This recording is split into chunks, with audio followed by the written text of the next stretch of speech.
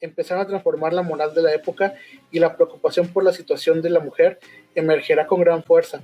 Por ello, la primera ola del feminismo de carácter liberal, también conocida como sufragismo, se caracterizó fundamentalmente por el acento puesto en la igualdad ante la ley, reivindicando los derechos cívicos y políticos para el sexo feminismo, lo cual, lejos de representar un mal social, fue un gran aporte en favor de la justicia.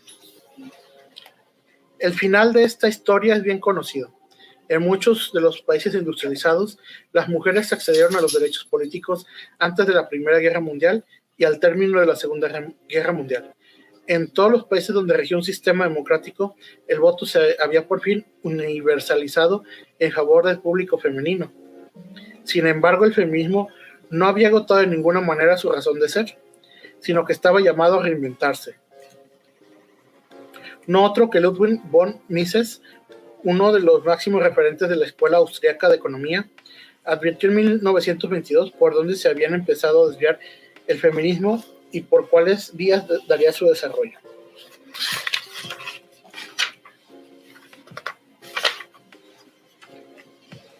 Dejándolo plasmado en un párrafo que vale la pena reproducir y que sería interesante que muchos libertarios que culturalmente hoy resultan funcionales al neomarxismo lo tuvieran en consideración. Citando: mientras el movimiento feminista se limite a igualar los derechos jurídicos de la mujer con los del hombre, a darle seguridad sobre las posibilidades legales y económicas de desenvolver sus facultades y de manifestarlas mediante los actos que correspondan a sus gustos, a sus deseos y a su situación financiera, solo es una rama del gran movimiento liberal que encarna la idea de una evolución libre y tranquila. Sí, al ir más allá de estas reivindicaciones, el movimiento feminista cree que debe combatir instituciones de la vida social con la esperanza de remover por este medio ciertas limitaciones que la naturaleza ha impuesto al destino humano. Entonces ya es un hijo espiritual del socialismo, porque es característica propia del socialismo buscar en las instituciones sociales las raíces de las condiciones dadas por la naturaleza y por tanto sustraídas de la acción del hombre, pretender reformarlas, reformar la naturaleza misma. Fin de la cita.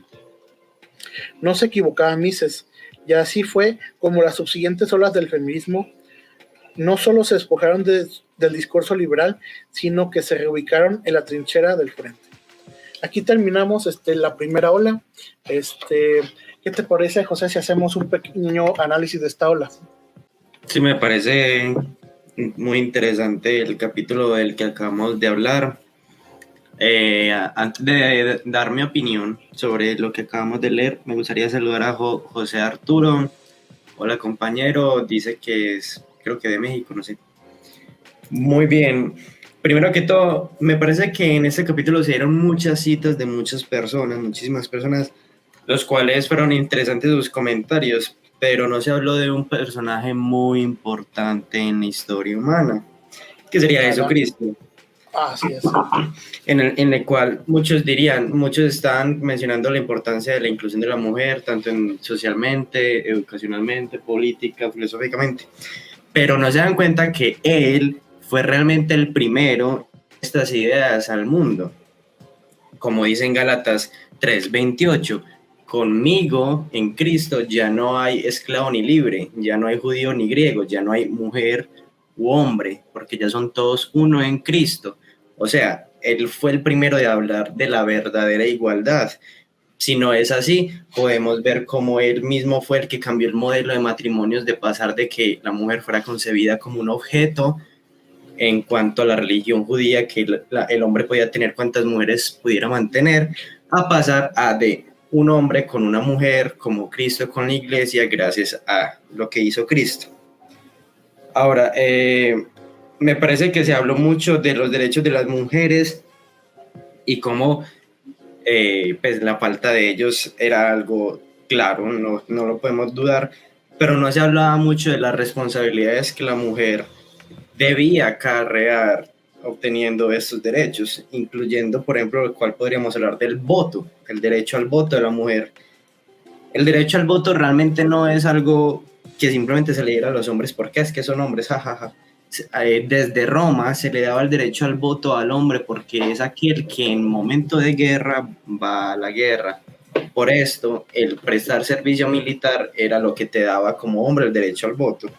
Entonces, podemos hablar de cómo estos derechos se obtuvieron. Personalmente me parece que era necesario, pero hubo una falta de derechos y una injusticia con respecto al hombre en esa parte. Me parece que, como dice Leon Richie en el conflicto de ideas, él refleja cómo todas estas ideas son un conflicto, pero de ideas, pero que al momento de, como dice von Mises, de combatir instituciones de la vida social, el feminismo se torna no en una idea, sino en un movimiento feminista basado en lo socialista, porque hace lo mismo que el socialismo. Entonces, pues es claramente una corrupción total del feminismo que desde un principio en Cristo tenía una buena intención, muy buena intención, con Jean-Claude Labarré, me parece que iba una buena evolución, pero desde que llegó el comunismo al feminismo, se ha ido a lo peor. ¿O tú qué piensas, David? Yo creo que tienes toda la razón. Definitivamente, mira, Jesucristo vino a darnos las respuestas a todas las preguntas hace 2000 años. Y ahí está, tal cual. El considerarnos a todos hermanos en Cristo o ser uno en Cristo, ahí es la verdadera igualdad. Y bueno, ya hablando ya de cuestiones así más mundanas, hablando pues de las cuestiones políticas, tienes toda la razón también.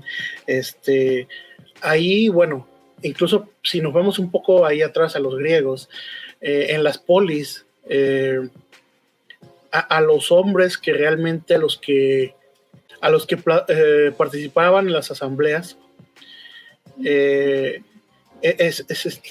precisamente son los que tenían pues alguna propiedad, a los que habían ido a alguna guerra, o bien a aquellos que se dedicaban al comercio. Entonces, como tú lo dices, se dedicaban, bueno, podían votar o su voz era escuchada, primero por sus valores, por su prestigio y también por la calidad de su actividad en la sociedad. Entonces, si pensamos que aquí las mujeres se van a unir a estas asambleas al voto, pues bueno, debe también llegar una responsabilidad, ¿no? Creo que ahí se pierde un poco esto, porque bueno, por ejemplo, aquí en México no es obligatorio que las mujeres vayan y hagan el servicio militar. No sé cómo sea en Colombia. No, claro que la mujer no es obligada, el hombre sí. Acá en Colombia sí. Sí, entonces, bueno, ahí pues vemos que empieza una disparidad, ¿no? Yo creo que con la primera ola se logró lo que se necesitaba, que era pues básicamente que hubiera una igualdad en cuanto a los derechos políticos, si bien no todas las responsabilidades. Yo creo que hasta ahí es donde estoy de acuerdo con la cuestión del feminismo, ¿no? Ok, sí, todos debemos ser iguales ante la ley y hasta ahí. Pero bueno, ya a partir de la segunda ola esto se empieza a pervertir, como veremos un poquito más adelante, y es cuando llegamos a este feminismo que se convierte en un feminismo marxista. Sí, un feminismo marxista que de alguna forma pierde el sentido real del feminismo, que considero que fue creado más que todo por Dios, y se vuelve algo político, se vuelve algo que busca combatir las instituciones de la vida social, que repito, von Mises mismo lo decía, desde un principio lo que busca el feminismo con Marx es destruir la iglesia, es destruir aquellas instituciones que han nacido en la cultura y han florecido en la cultura de forma natural, destruirlo por algo artificial como una ideología. Bueno, ¿te parece si avanzamos a la segunda ola? Sí, me parece bien. Aquí Malaquías Gutiérrez nos comenta que igualdad ante la ley. Aquí en Argentina aprobaron el plan de menstruar. Me imagino que le dará mucha igualdad a los hombres cuando menstruan ellos también. Por Dios. Sí, me parece perfecto continuar con la lectura. Muy bien. Número 2. La segunda ola del feminismo.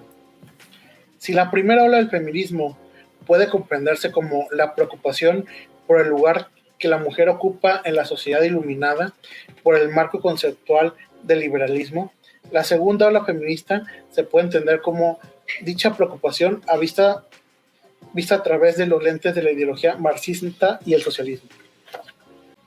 Aquí debemos efectuar una aclaración importante. Muchos estudios sobre el feminismo suelen dar un salto desde la ola sufragista que acabamos de ver directamente a la ola contemporánea llamada por ellos la segunda ola, que tiene su punto de arranque en 1968, año del Mayo francés. Ignoramos la razón, pero el feminismo de corte marxista, siguiendo este esquema, termina marginando de la historia del feminismo, de tal suerte que nosotros hemos decidido recuperarlo bajo los términos de un lugar destacado, ubicándolo como la segunda ola del feminismo en razón de su ataque a la propiedad privada y el capitalismo. Serán elementos que se trasladan más tarde al feminismo de nuestros tiempos como parte central de su discurso. Las raíces más hondas del feminismo marxista pueden hallarse en socialistas utópicos como Saint-Simon y Fourier.